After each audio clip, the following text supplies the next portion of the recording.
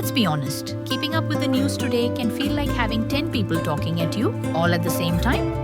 Some are whispering facts, others are shouting opinions, a few are just making stuff up. And you're left trying to figure out what's real, what matters, and what's just noise. In the middle of all that noise, one question becomes more important than ever. How do I actually engage with the news? Not just scroll through it, not just react to it, but really understand what's happening and what matters. If you've ever felt lost in the chaos, you're not alone. Here's a practical guide. 10 simple things to keep in mind. Whenever you read, watch, or listen to the news, each one is based on real patterns we see every day. Let's start. 1. If something makes you feel strong emotions, right away, pause. That gut punch headline or viral post that makes you instantly angry, scared, or proud, that's your brain reacting, not thinking. And that's exactly what those who spread false or twisted stories rely on. Let's say you see a video, a group of people not standing during the national anthem in a cinema. The caption says, "This is what we've become." You're furious. But then someone checks. The video's from another country from years ago. Still, it's done its job, it stirred people up. So next time something triggers you, just stop. That strong emotion, it's a warning sign. Take a breath. Ask yourself, could this be missing context? 2. Always check the source, and not just the name at the top. Where a story comes from matters, but even more important is how it was reported. Did the journalist speak to people directly involved? Are names and details mentioned? Or is it full of anonymous claims and vague quotes? News that doesn't tell you how it got its information is like someone telling you a rumor without saying where they heard it. Would you trust that? 3. A single headline is not the whole story. Headlines are made to grab attention, not give you full understanding. Sometimes they're true, but leave out key details. Sometimes they're just plain misleading. Reading, big, or listening beyond the headline, even for a few minutes, can change your view completely. It's like judging a movie by its poster. You might guess the genre, but not the plot. 4. If the same kind of stories keep showing up in your feed, you're probably in a bubble.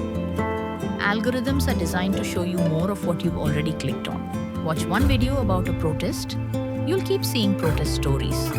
Follow only people who think like you, and you'll stop hearing other views. It's not your fault, it's how the system is built, but it means you'll need to step outside your bubble. Try reading or listening to a source you normally wouldn't. Not to agree, but to widen your view. 5. Confirmation bias is real and sneaky. We all like stories that make us feel right. That's human. But it can be dangerous. If you see something and think, "I knew it," that's your moment to pause. Ask, do I believe this because it's true? Or just because I want it to be? When a story fits too perfectly into what you already think, that's the time to double check, not celebrate. 6. Watch out for distraction, dressed up as news. Sometimes when a big and uncomfortable story breaks, like a government failure or serious injustice, something strange happens. Suddenly, everyone's talking about a celebrity tweet, or a silly debate, or a photo taken out of context. That's not an accident. It's a trick as old as time. Create noise, so people forget what they were angry about. That's called distraction. And the only way to fight it is to stay with the real story, even when the timeline moves on. 7. Not all sides are equal. Even if they're presented that way, you'll often hear, "We must show both sides."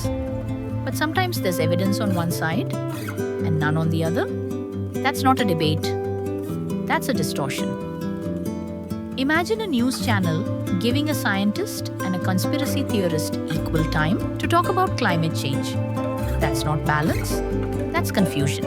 Truth doesn't always have two sides. It just needs facts. 8. Framing shapes everything, sometimes without you even noticing. Let's say a news report on a protest starts with, "Traffic was blocked for hours." Now compare that to, "Protesters gathered to demand justice after a custodial death." Both might be true, but which one sets the tone? The way a story is told, what comes first, what's emphasized, can shape how we see it even before we think. So always ask what's missing, what's being shown, and what's being left out. 9. Don't share something just because it feels right. We've all done it. Forwarded a story because it seemed urgent or just plain satisfying. But fast sharing is the engine of fake news.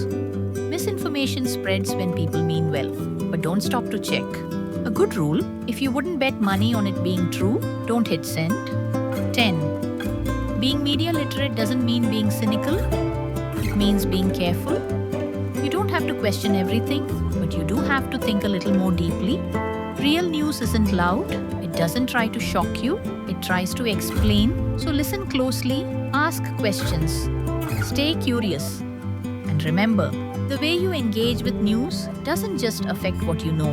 It shapes how you understand the world and how you live in it. Watch ground reports and documentaries on issues that matter to people only on Newsreel Asia's YouTube channel.